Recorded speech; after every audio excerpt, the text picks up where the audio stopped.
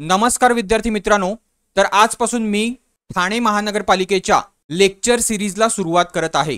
आता Thane महानगरपालिकेचा detail syllabus जो आहे तो अजूनही आलेला नाहीये, पण तुमचा अभ्यासक्रमामधला एक सेक्शन हा कॉमन असतो, तो म्हणजे जीके। आणि हा सेक्शन तुमचा सिलेक्शन हा डिसाइड करत असतो, कारण बाकीचे जे सेक्शन आहेत ते ह्या मानाने खूप इझी आहेत। मराठी सेक्शन, इंग्लिश सेक्शन आणि पुढचा रिझनिंग किंवा मॅथ्स।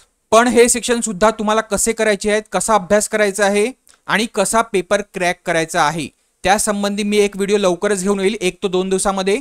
तर तो व्हिडिओ तुम्ही नक्की बघा।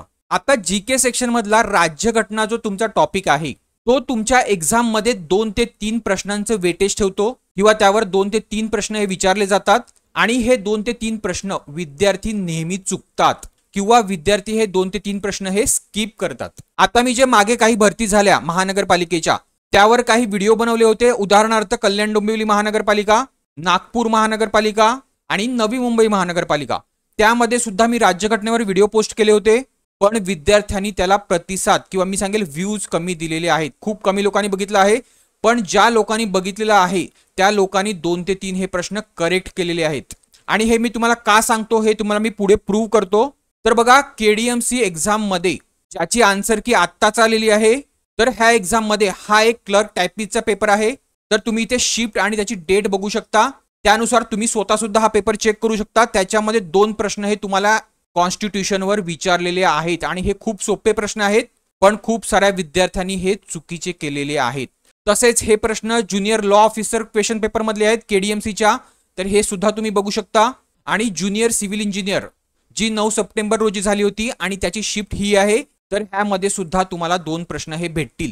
आणि हे जर तुम्ही सगळे प्रश्न बघितलेत, तर ज्यांनी माझे 2 व्हिडिओ बघितलेले आहेत जे की टोटल मिळून 1 तासाचे आहेत, म्हणजे एक अर्धा तासाचा व्हिडिओ जो आता आपण बघणार आहोत आणि एक व्हिडिओ माझा अजून येईल तो सुद्धा अर्धा तासाचा असेल, तर हे दोन्ही व्हिडिओ मिळून 1 तासाचे जर तुम्ही ते व्हिडिओ बघितले तर तुमचे 2 मार्क हे इथे 4 मार्क हे इथे फिक्स होणार होते।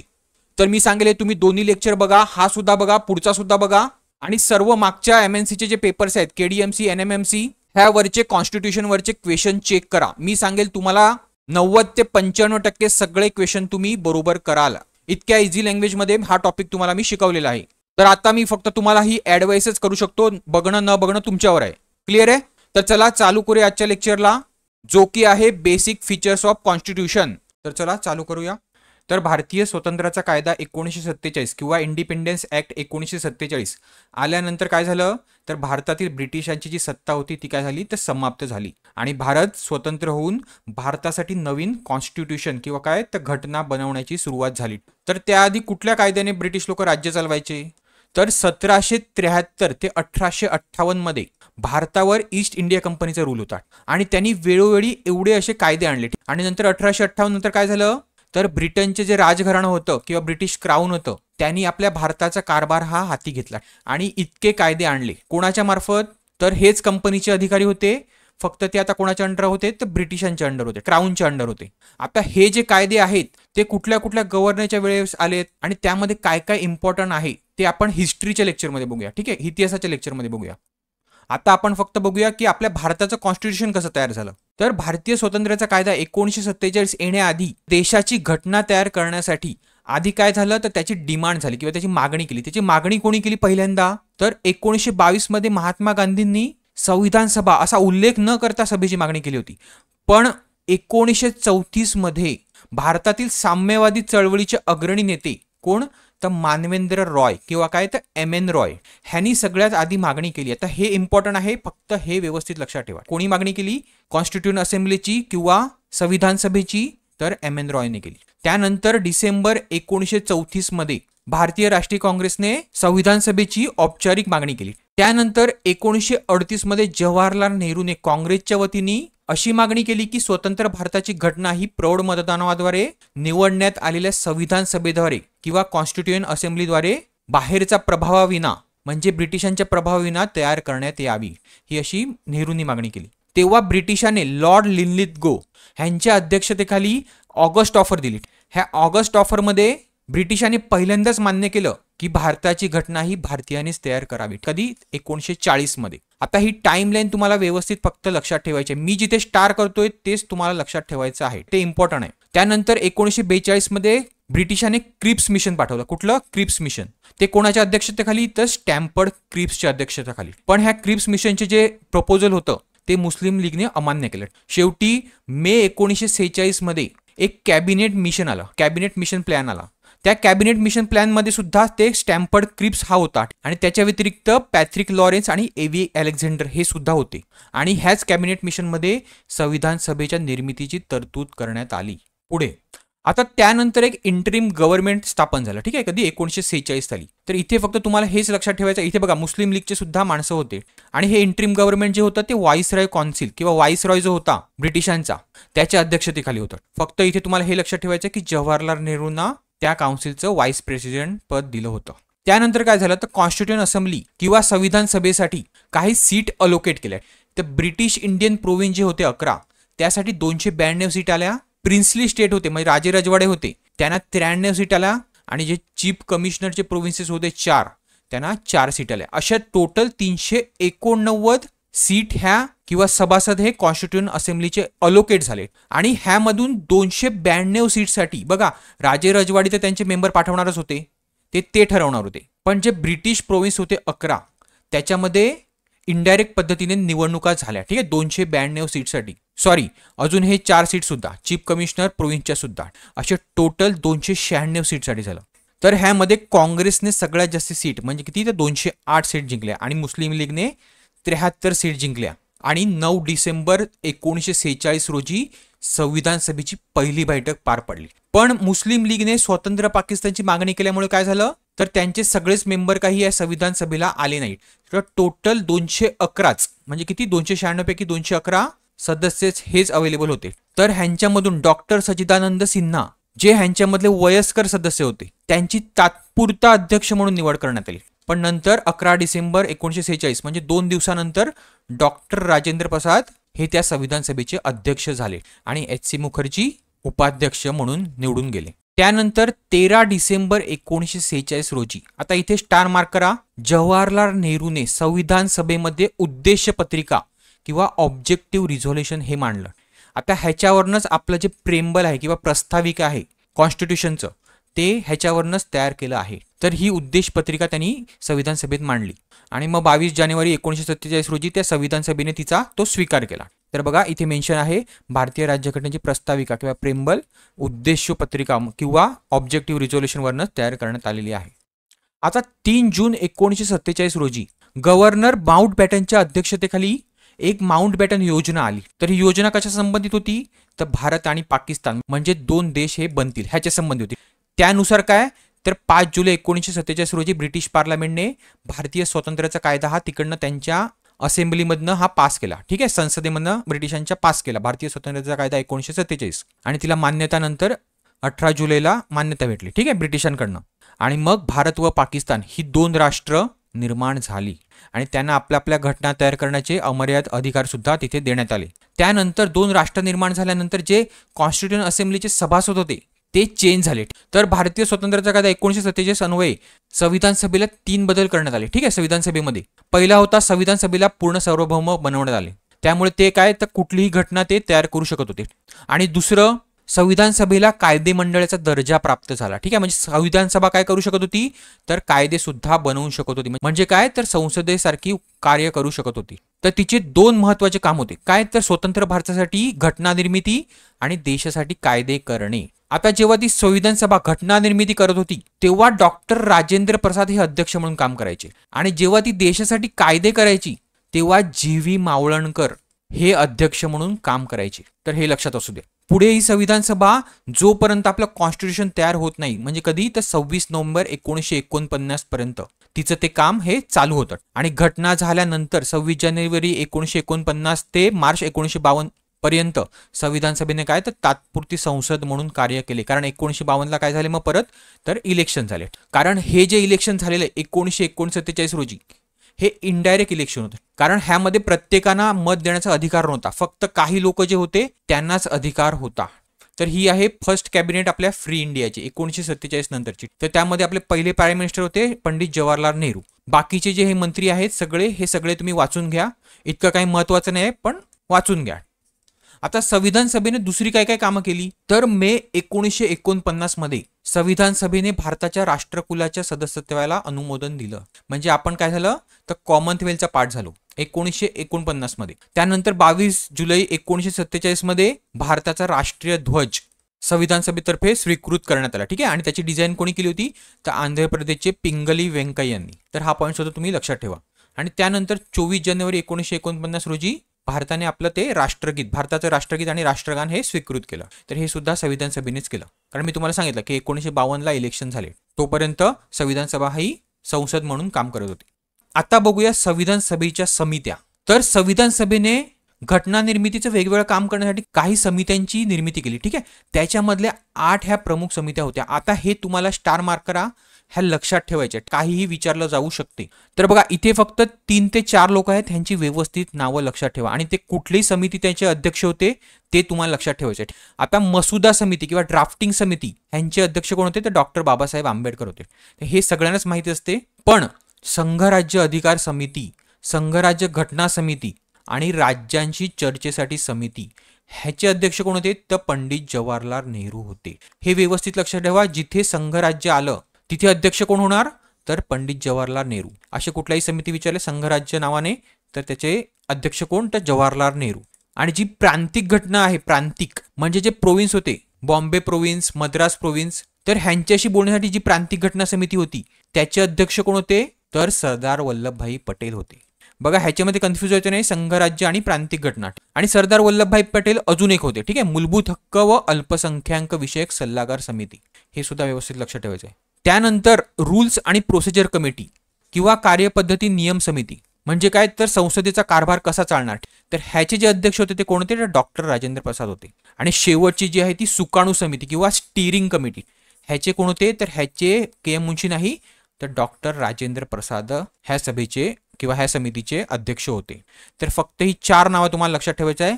डॉक्टर बाबासाहेब आंबेडकर, जवाहरलाल नेहरू, वल्लभभाई पटेल आणि डॉक्टर राजेंद्र प्रसाद.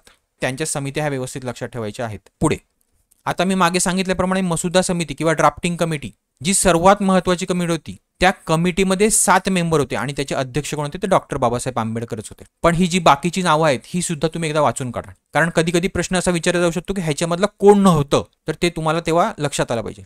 पुढे आता घटनेची स्वीकृती कधी झाली तर 26 नोव्हेंबर 1949 रोजी घटना ही स्वीकृत करण्यात आली. ठीक आहे. ही डेट तुम्हाला व्यवस्थित लक्षात ठेवायची, कारण आपलं जे प्रेम्बल किंवा प्रस्ताविका आहे त्याच्यावर सुद्धा 26 नोव्हेंबर 1949 ही डेट आहे. तर हे तुम्हाला व्यवस्थित लक्षात ठेवायचं आहे. पण घटनेचा अंमल किंवा घटना एन्फोर्स कधी झाली तर 26 जानेवारी 1950 रोजी. तर 26 नोव्हेंबर 1949 रोजी काही जी आपली आर्टिकल्स होती किंवा काही जी कलम होती ती लागू झाली, पण जी सगळी कलम आहेत ती 26 जानेवारी 1949 पासून लागू झाली. हा दिवस का निवडला तर काँग्रेसचं एक लाहोर अधिवेशन झालं होतं आणि तिकडे पूर्ण स्वराज्य ठरावावर 26 जानेवारी 1930 हा दिवस भारताचा प्रथम स्वातंत्र्य दिन म्हणून साजरा करण्यात आला होता. म्हणून ही काँग्रेसची मागणी होती की 26 जानेवारी 1949 पासून कॉन्स्टिट्यूशन हे एन्फोर्स टोटली होईल. म्हणून 26 जानेवारी 1950 ला घटनेच्या प्रारंभाचा दिन म्हणून ओळखण्यात येतो किंवा गणराज्य दिन म्हणून ओळखण्यात येतो. तर आता ह्या घटनेमध्ये टोटल 395 कलम होती आणि 22 भाग होते त्याचे आणि 8 अनुसूच्या होत्या. तर बघा आता 2025 मध्ये त्या 22 भागाचे 25 भाग झालेले आहेत. त्या 395 कलमाचे 448 कलम झालेले आहेत आणि 8 अनुसूचींचा 12 अनुसूची झालेल्या आहेत. तर ह्या 22 भागामध्ये पार्ट 7 जो होता, पार्ट 7 तो डिलीट करण्यात आला आणि त्याच्यानंतर 4 पार्ट जे आहेत ते ऍड करण्यात आले. तर हे कुठले कुठले आहेत हे आपण पुढे बघूया आणि त्याच्या अनुसार अनुसूची सुद्धा 4 ह्या वाढवण्यात आल्या. आता हे सुद्धा आपण पुढे बघूया. आता घटना बनवताना 64 लाख रुपये अंदाजे खर्च आला. 2 वर्ष 11 महिने आणि 18 दिवस ही ती घटना बनवायला तेवढा वेळ लागला आणि त्यामध्ये संविधान सभेची 11 सत्र झाली. आता ही घटना बनवताना 60 देशांच्या घटनाचा विचार करण्यात आला. तर बघा भारतीय शासन कायदा 1935 तर हा कोणी आणला होता तर ब्रिटिश क्राऊनने आणला होता. आपण मगाशी तुम्हाला सांगितले. तर ह्या कायद्यामधनं 250 प्लस प्रोव्हिजन हे घेतलेले आहेत आपल्या घटनेमध्ये. तर ते कुठले आहेत तर ते तुम्हाला लक्षात ठेवायचे आहे. हा इम्पॉर्टंट आहे प्रश्न, ह्याच्यावर प्रश्न बनतात. तर भारतीय शासन कायदा 1935 मधनं संघराज्य योजना, न्याय व्यवस्था, लोकसेवा आयोग, आणीबाणीच्या तरतुदी, राज्यपालाचे पद आणि प्रशासकीय तपशील, ह्या एवढ्या गोष्टी घेतल्या. तर आता हे आणीबाणीच्या तरतुदी आणि आणीबाणी दरम्यान मूलभूत हक्क स्थगित होणे, ह्याच्यामध्ये कन्फ्यूज व्हायचं नाहीये. आणीबाणीच्या तरतुदी विचारत तर भारतीय शासन कायदा 1935, आणि आणीबाणी दरम्यान जर मूलभूत हक्क म्हणजे फंडामेंटल राईट्स जर लोकांचे स्थगित करायचे असतील तर कुठलं, तर जर्मनीची वेमर घटना. ठीक आहे, जर्मनीची घटना. त्यानंतर ब्रिटिश घटनेमधून काय काय घेतलं, तर संसदीय शासन व्यवस्था, कॅबिनेट व्यवस्था, द्विगृही संसद म्हणजे काय, तर Lok Sabha Rajya Sabha, first past the post system, कायदा करण्याची पद्धत, कायद्याचे राज्य, एकच नागरिकत्व.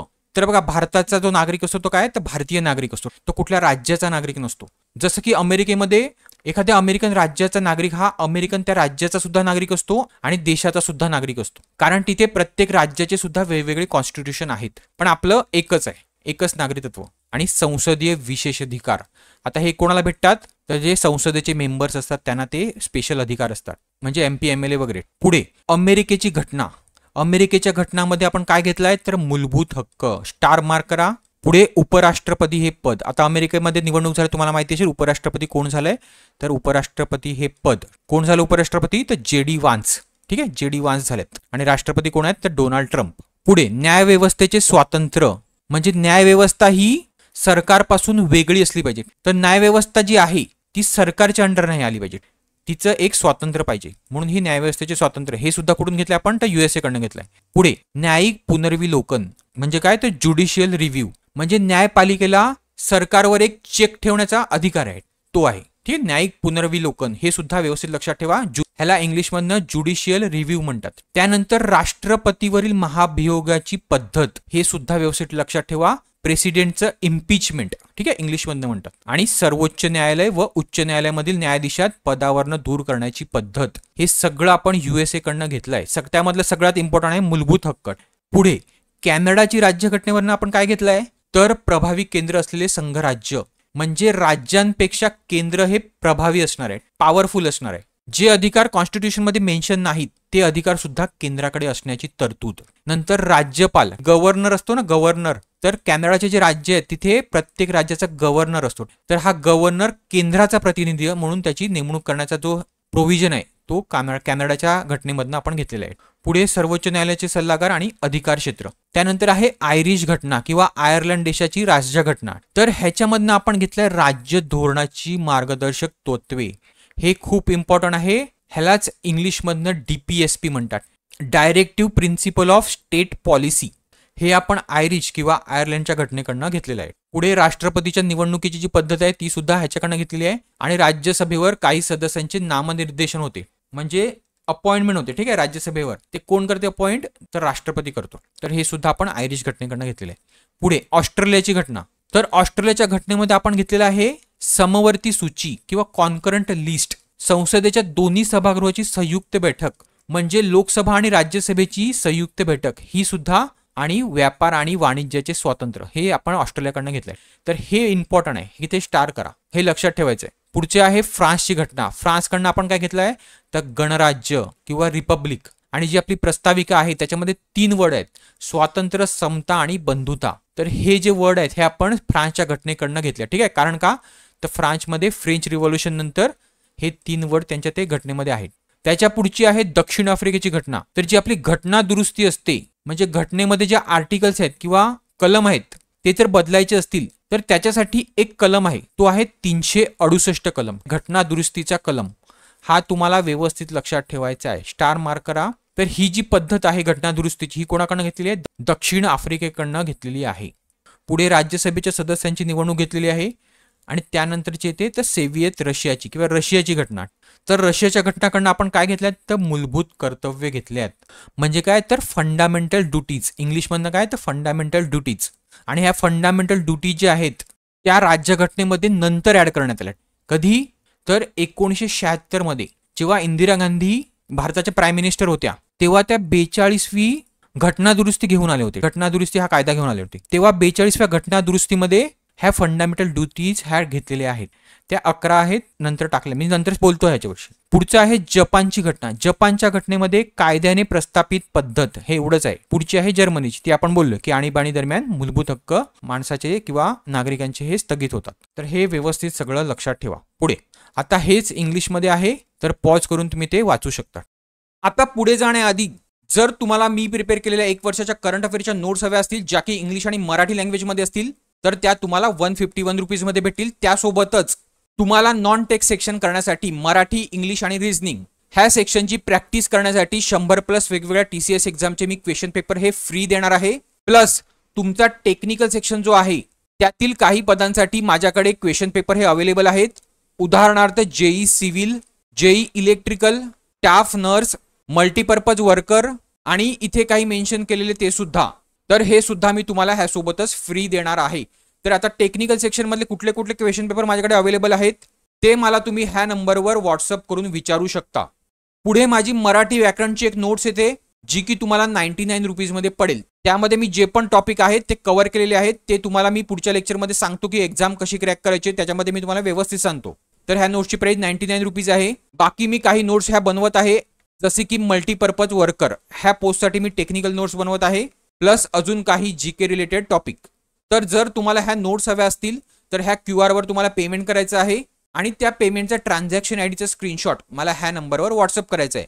मग मी तो व्हेरीफाय करून तुम्हाला PDF रूपामध्ये नोट्स ह्या सेंड करेल. क्लिअर आहे? आता माझ्या नोट्स बद्दल जर तुम्हाला काही डाऊट असेल तर मी इथे KDMC भरतीसाठी महाराष्ट्र महानगरपालिका ऍक्ट 1949 आणि RTI ऍक्ट ह्या संबंधी व करंट अफेअरच्या नोट्स, तर ह्या नोट्स काही विद्यार्थ्यांनी घेतल्या होत्या, त्यांचा हा फीडबॅक आहे, त्यांना चांगले मार्क्स आलेले आहेत. तर त्यांना जवळपास 80 ते 85+ क्वेश्चन त्यांनी बरोबर केलेले आहेत आणि त्याचा जो फीडबॅक आहे तो तुम्ही दोघांचा इथे बघू शकता. ठीक आहे, बाकी सुद्धा आहेत ते तुम्ही व्हिडिओच्या खालती फीडबॅक हे चेक करू शकता. तर चला लेक्चर आता कंटिन्यू करूया.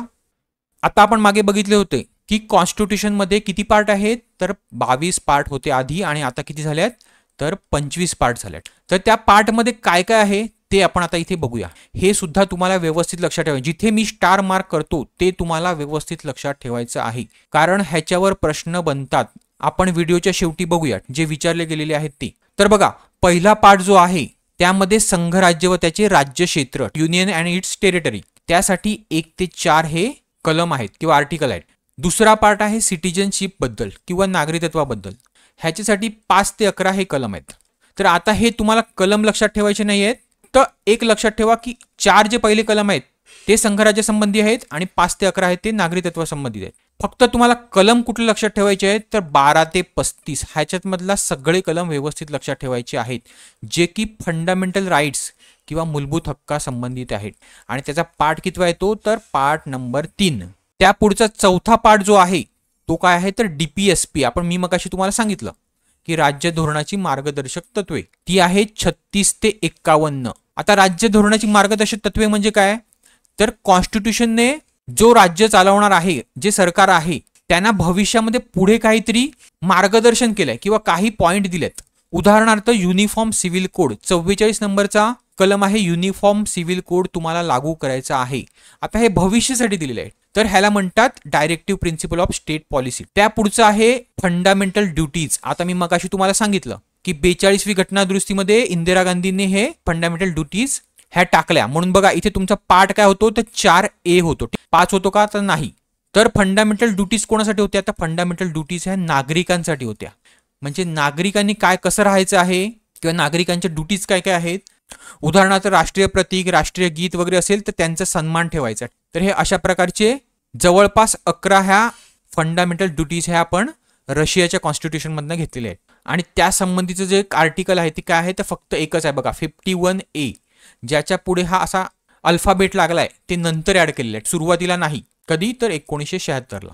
तर हे सुद्धा तुम्हाला इम्पॉर्टंट आहेत, हे 5 तुम्हाला इम्पॉर्टंट आहेत. पुढचं आहे द युनियन गव्हर्नमेंट, हा आहे 5वा. ठीक आहे, म्हणजे संघराज्य व्यवस्था, सेंट्रल गव्हर्नमेंट. ह्याच्यामध्ये जेवढे पण येतात, पार्लमेंट असून दे, एक्झिक्युटिव्ह असून दे म्हणजे राष्ट्रपती वगैरे असून दे, किंवा युनियन ज्युडिशरी म्हणजे काय, तर सुप्रीम कोर्ट वगैरे असून दे, किंवा controller and auditor general of India CAG हे असून दे, ह्यांच्या संबंधित जेवढे पण आहेत ते 52 ते 151 कलमामध्ये त्यांसंबंधी मेन्शन आहेत. आणि ह्याचा पार्ट कितवा येतो, तर 5वा येतो. आता जर तुम्हाला कधी क्वेश्चन मध्ये विचारलं की राष्ट्रपती संबंधी कुठला एखादा कलम विचारला, तर बघा एवढं लक्षात ठेवा की 52 ते 151 मध्ये युनियन गव्हर्नमेंटमध्ये किंवा सेंट्रल गव्हर्नमेंटचे कलम येतात.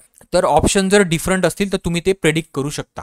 पुढचा 6वा पार्ट आहे स्टेट गव्हर्नमेंट विषयी. म्हणजे स्टेट गव्हर्नमेंटचे जेवढे पण एक्झिक्युटिव्ह आहेत, गव्हर्नर्स आहेत किंवा काही लेजिस्लेचर आहेत आणि हायकोर्ट्स आहेत, ह्यांच्या संबंधित जेवढे पण कलम आहेत ते 152 ते 237 ह्याच्या दरम्यान आहेत. म्हणजे राज्यासंबंधी एखादा कुठलाही कलम तुम्हाला विचारला तर तो 152च्या पुढेच येणार आहे, मागे नाही.